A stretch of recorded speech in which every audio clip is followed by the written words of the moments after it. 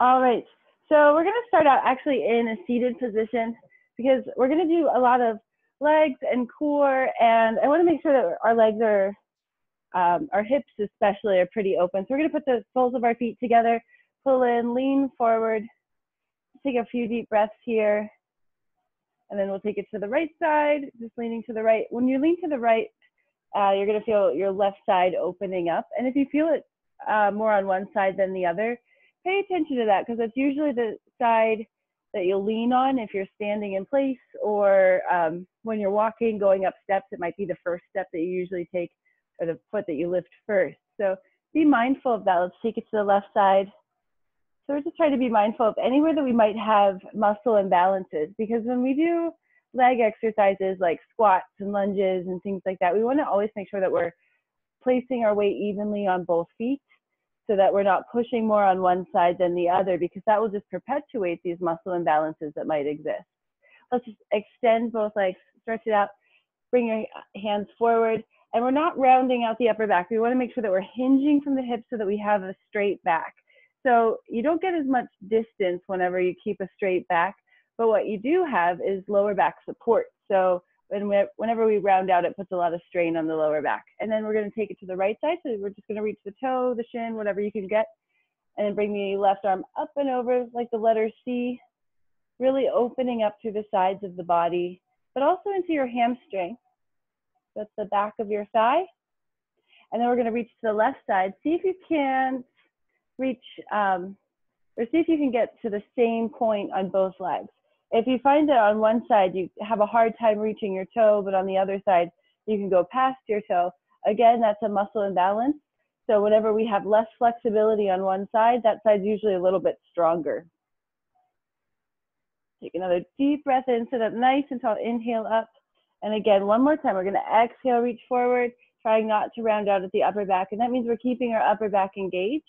So we're squeezing the shoulder blades together slightly. And then bring it up. Let's, we're gonna start with abs today. So since we're already on the floor, let's drop it down. So we're laying on our back, our knees are bent slightly. And we're gonna start out with just some lower abdominal core exercises. So I want you to place your hands actually right underneath your belly button, right between your hips.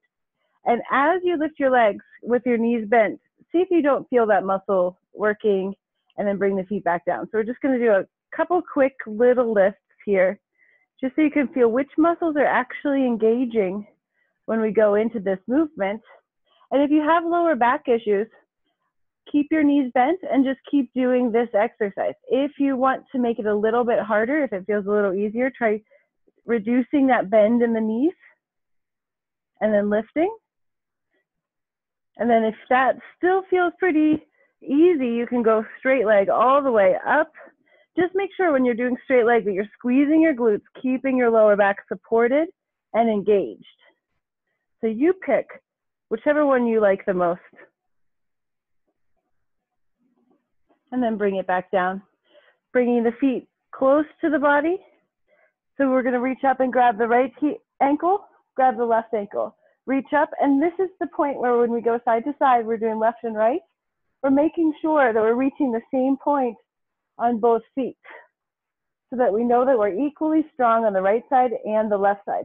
But make sure that your heels are actually in alignment, because if one foot's farther up than the other, then you're not going to be able to reach as high. Keeping both shoulder blades up, push your tongue to the roof of your mouth if your neck starts to bother you. Make sure though that you're lifting your chin slightly. We're not tucking our chin right up against our chest, but we're also not letting our head hang back. So keeping the neck muscles engaged, and drop it back down. So when we do that, we're working the rectus abdominis right in the middle and the obliques. Now we're gonna put it all together with a basic bicycle. So bicycle, our fingertips are by the ears, but we're not pulling our head. We're going to bring our legs up, and we're gonna bring opposite elbow to opposite knee, and then switch sides. Make sure that you pause at each one, and make sure that this extending leg gets pretty close to the floor. You can even tap your heel to the floor to make sure you're getting as low as you can, and that you're doing the same thing on both sides. And then we're making sure that our shoulder blades are up. So just keep going side to side, pausing at the end of each motion. You'll feel it a little more when you pause. And doing this exercise works the whole core. Your rectus abdominis, your obliques, your transverse abdominis, and your lower back is working to stabilize through the whole thing. Couple more of these, and then drop it down. Take a deep breath here, open through your chest, open through your abs, press your lower back down to the mat. And now we're going to work our lower back and glutes a little bit. So we're walking our heels pretty close to our behind. We're going to bring our arms up so that we're not pressing against the floor. And we're just lifting our hips up off of the mat and bringing it back down. And we want to make sure that we're lifting our hand. You can even lift your hands up in the air if you prefer, or you can just rest them on your legs. What we don't want to do is push off of the floor, because when we push off of the floor, we start to work our arms a little bit. And we don't want to take away from the motion of using our hips to lift instead of our arms. If this feels too easy, you can try holding it for 1 or 2 counts at the top before you drop down. Or if you have a weight and you'd like to use it, you can place that weight right on your hips, and then you're lifting a little bit more than just body weight. 1 more of these. And we're dropping down. Pull the knees into the chest, rock side to side, stretch through the lower back. And then bring the heels back down close to the body. We're going to lift the hips. We're going to drop them, and then we're going to take a 1-inch step away from the body. Lift the hips. Step it out again. So we're just working our legs farther and farther away from our torso as we lift. There's going to be a certain point where you can't really keep your toes on the floor, so you're just pressing through your heels, and that's okay. And you want to go until your legs are almost straight. Just a slight bend in the knee as you lift your hips. You're losing distance, so you can still get your hands underneath. And then start to work it back when you get to that point where your legs are almost straight. You don't have any more steps that you can take. And then work it back to the torso. Don't forget to put your feet back down flat on the floor when you can. Gives you a little bit more support. And what we're doing here as we walk away is we're changing the muscles that are the primary movers. So when our heels are close to our body, keep walking it back out. When our heels are close to our body, we're working more into our glutes, into our lower back. As we walk away from the body, we start to work into our hamstrings. And when it comes to doing free weight exercise, body weight exercise, it's really hard to get the hamstrings because of the type of motion that they do. So this is a really important exercise to strengthen the hamstrings. There aren't as many things that you can do for the hamstrings with body weight. When you get back to your torso, you can go ahead and pull the knees into the chest, stretch it out, and then take a deep breath, relax through the lower back. And now again, we're going to place our hands on our lower abdominals. You can start with your knees bent, but then you can straighten your legs if it feels a little bit better for you. We're going to tap to the right side of our mat, pull it up, tap our toes to the left side of our mat. So we're working more into the sides of our transverse abdominis. That's the lower portion of the abdominals. And these muscles are so important when it comes to posture. So it's important to keep them strong, but keep them strong in a well-rounded manner. You can try extending your knees a little bit, extending your legs a little bit, see if it makes it a little bit more difficult. We always want to be outside of our comfort zone. So we're working to a point of muscular fatigue, but we don't want to do anything that gives us pain. So if you get to a certain point where your lower back just starts yelling at you, bend your knees a little bit more so that you're keeping your back safe. We never want to sacrifice form for performance. And then pull your knees into the chest, relax through the lower back, and let's bring it up to a standing position. So it's just a little core workout. If you like that, you can always rewind and do it again.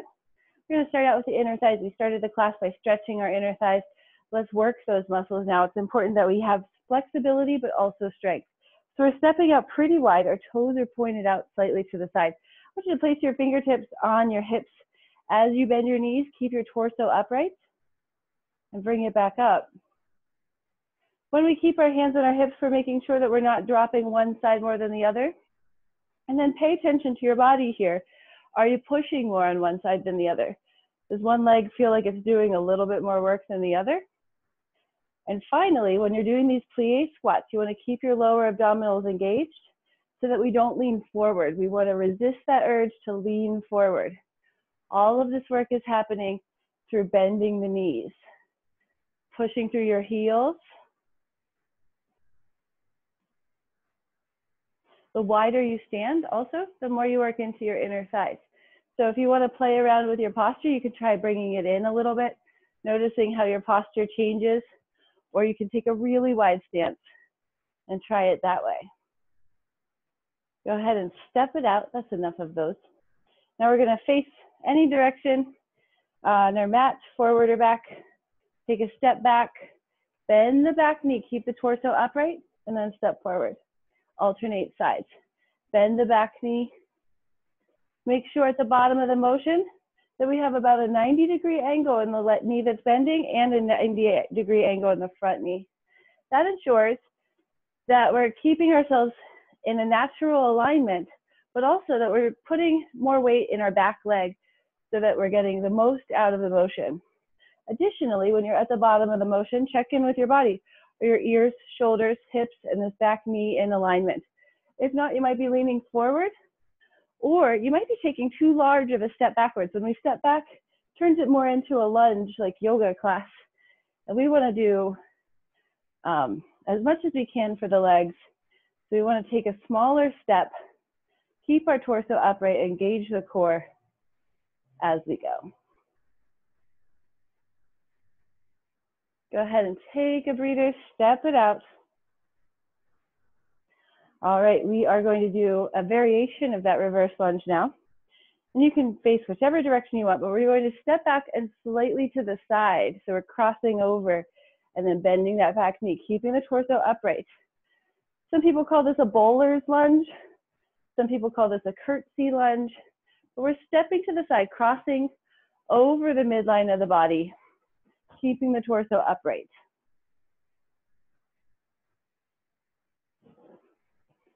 So you'll feel the muscles working in a slightly different way, but also it requires you to balance a little bit. So we're working some of those smaller stabilizer muscles. You might feel your inner thighs working as well. And it doesn't really matter how fast you're going as long as you're not speeding through it using gravity to drop down, momentum to press up. But we also don't want to be moving really slow like snails either. Keep the torso upright. Again, our primary focus here is strength. So we're not trying to turn this into a cardio workout. We certainly could if we wanted to. But today we're focusing just on building basic strength. Go ahead and take a few steps, step it out, get the blood flow going in the legs. And our final exercise is the basic squat. So our feet are hip width apart, toes are facing forward, sinking the hips back, bending the knees, back is flat, upper back's engaged. So we're pulling our shoulders back, opening our chest to the front of the room.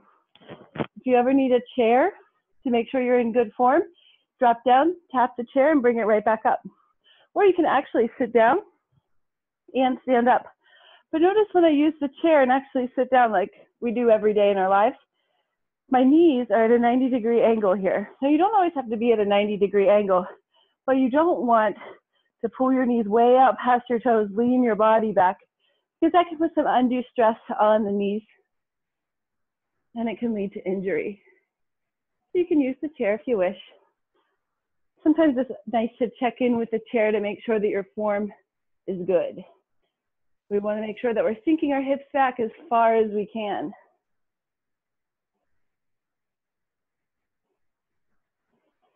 Let's do one more of these. Shake it out. And now it's time to get our arms. We've really ignored those for the first part of class today. So let's drop it down so that we're on our hands and knees. We're going to start out with the easy version, but we're going to jazz it up for this class. So we're sitting on our hands and knees. We're going to start out with a chest press, dropping the chest down right in between the shoulder blades, right in between the wrists. and pressing up, and we're looking forward the whole time, so we're keeping our chin up. Now, if that feels good, try taking it a step out farther, dropping the hips slightly, and do it again. If that feels good, take another step out, drop down chest taps until you're in a modified plank position with a flat back. Once you get to that point, walk it back, lift through the hips till you're back to the hands and knees position. This one's your break, and then walk it right back out. So we're doing 3 levels. We have easy hands and knees, then we're in an almost plank, and then we're in a full modified plank. So we're just walking back and forth. And make sure as we step forward with our hands, we're changing the hand that we're stepping off on. Keep walking it back. Now, if that's too easy, keep going with these, but if that's too easy and you want to do it from your toes, you can absolutely do it from your toes. But if that's too hard and it's just not happening for you, you can also find a space on your wall and do it from your wall. So when you do a wall push-up, you're bringing your wrist down below the shoulder level, looking forward, dropping your chest towards the wall and pressing back up. And then you can make it harder against the wall by stepping out, dropping your hands a little bit lower. You just have to look to the side so you don't smack your forehead off of your wall. All right, you've been doing push-ups for quite some time, so go ahead, sit back, roll out the wrists. This can be tough on the wrists. I have a yoga class, it's yoga for healthy wrists. If you start to feel your wrists working a little bit harder than you want them to. All right, next exercise, we're dropping down to our forearms. Hips are up. So look at your forearms first to set up. Make sure they're straight lines, parallel. And then we're gonna walk our legs back so that we're in a modified plank position. From this position, check to make sure that your elbows are under your shoulders or slightly behind your shoulders. Then place all of your weight into your hands and press up. So elbows down, elbows up. This is a tricep push-up. Your triceps are located in the back of your arm. So from the front, this is just looking, I'm a little too far back. This is just looking like this.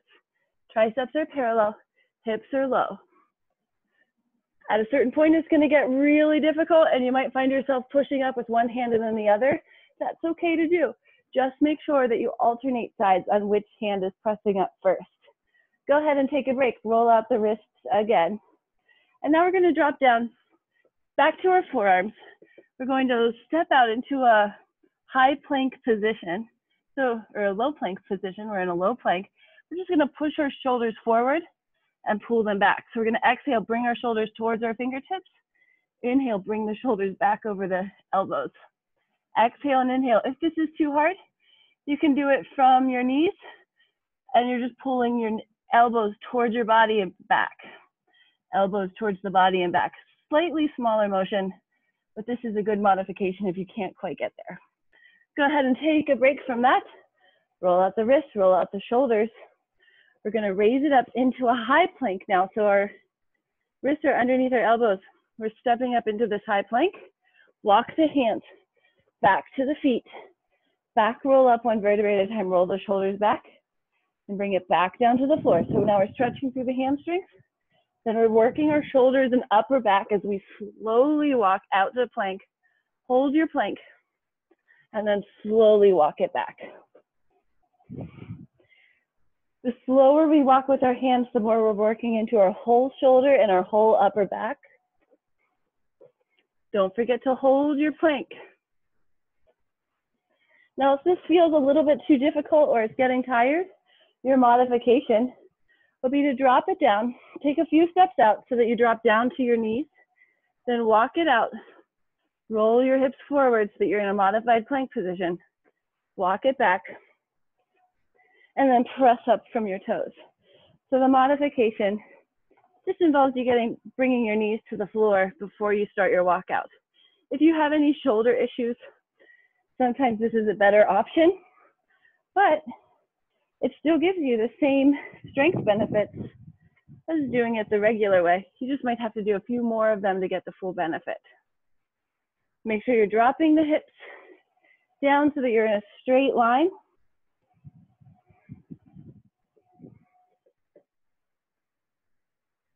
This is your last one. And roll out the wrists, roll out the shoulders, and we're gonna drop back down to the mat. We're gonna lay on our bellies. And we're gonna work our lower backs and glutes. So Supermans are great, but sometimes they put too much strain on just one small part of the back. And our lower back is made up of a lot of different muscle groups.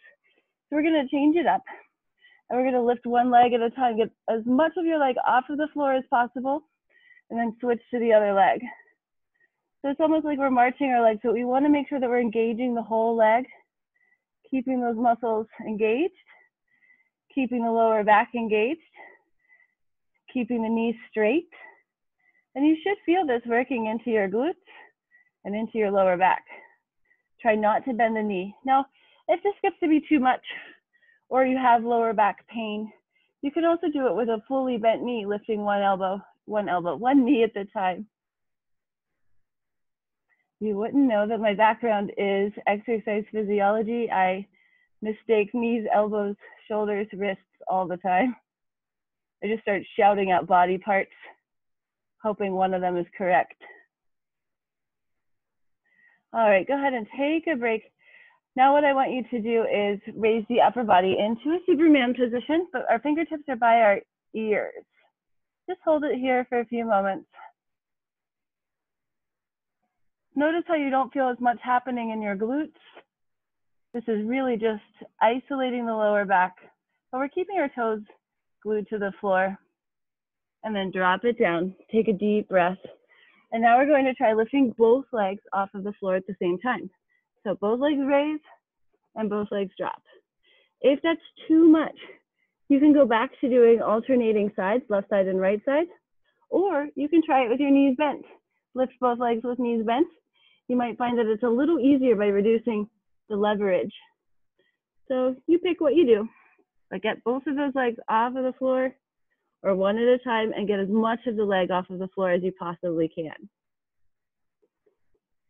One more. It's so important to keep your upper back strong and lower back, because those are the ones that keep you in good posture. I'm going to rotate just a little bit so you can see what I'm doing. Now we're going to lift our upper body up off of the floor just like we did before, keeping our toes glued to the floor. So we're working our lower back when we lift our body off of the floor. It doesn't matter how much, as long as you're lifting something off of the floor. The more you practice, maybe the higher up you can get. From here, we're gonna hug our elbows to our body. We're looking forward. So with our elbows hugged close to our body, it's almost as if we're trying to touch the elbows to one another. You might start to feel your upper back working as well. So the muscles in between the shoulder blades and the spine. Now we want to get the full back in this exercise. So now what we're going to do is press our shoulders away from our ears.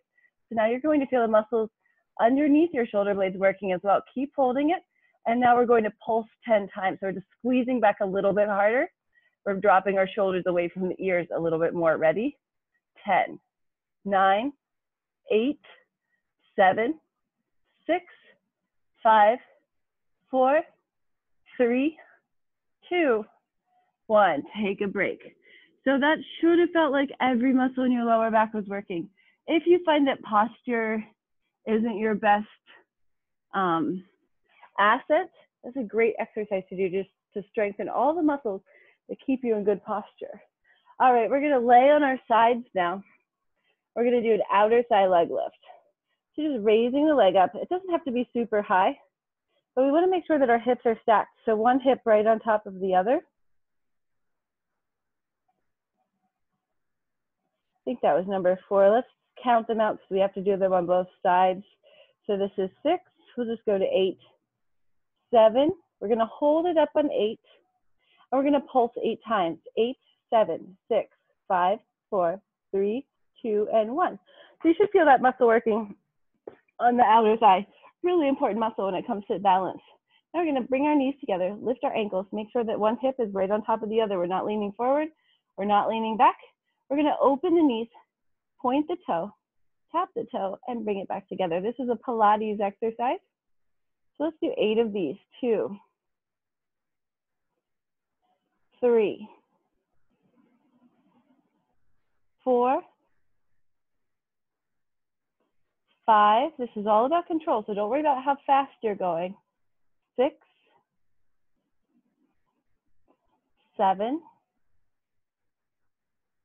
and 8. Let's switch sides.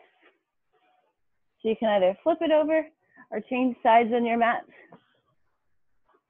Knees together. Oh no, we're starting with a leg lift. So hips are stacked, top leg is straight. We're gonna raise it up 8 times. 1, 2, 3, 4, 5, 6, 7, last one, hold it up at the top, and we're gonna pulse 8 times. 8, 7, 6, 5, 4, 3, 2, and 1. Take note, does that feel different on one side than the other? Did it feel easier on one side than the other? It's important to pay attention to where we have imbalances. Now our knees are together, our ankles are up. We're gonna open, point, tap the toe, and bring it back. 1, 2. This is really good for hip mobility. 3, 4, 5. Keep the ankles up. 6, 7, and 8. Perfect job. All right, drop it down, flip it over. We're on to our bellies again. From here, we can do this in the modified version or the full version. So I'm going to start out in the modified, and then we'll make it a little bit harder. So we're going to raise up to a high modified plank. Make sure when you're in these modified planks that your hips are low and that we're resting on our quadricep muscle, not our kneecap. We don't want to put undue strain on the kneecap. From here, we're going to drop down, elbow underneath the shoulder, other side, and then pick it right back up. One arm at a time, then change the lead arm. So I'm going left, right, left, right, right, left, right, left. Now, if that's, keep going with those, but if you want to try the more difficult version, you can raise up to a high plank, and then drop, drop, raise, raise, change the lead arm, drop, drop, raise, raise. If all of that is a little bit too difficult, you can also do it from your hands and knees, dropping down, raising up. We all have to start somewhere. So if you're starting from your hands and knees, that's a-okay. The important thing is that you're always checking with ourselves to make sure that we're not holding ourselves back, trying the next level up to make sure that we're really working as hard as we can. Let's sit back onto our thighs, sit back onto our heels, opening up through the front of the thighs. Give yourself a couple wrist rolls. Give yourself a couple shoulder rolls. So we did one set of everything today. This is a full body workout, but I will be uploading it shortly. So if you wanted to do this workout again for 2 rounds, you absolutely can. But let's finish our stretch. Inhale up, exhale down to the floor, relaxing through the lower back, relaxing behind the legs, relax your face, relax your jaw. This is the middle of the work day for many of you. So take a few more deep breaths. Take this time to yourself to be present. Don't think about your to-do list, not just yet. Thank yourself for being here, for trying, for stepping out of the comfort zone. Now let's bring our hands to our thighs, back roll up 1 vertebrae at a time, and we can call it a day. And I appreciate you all being here. Thanks for coming.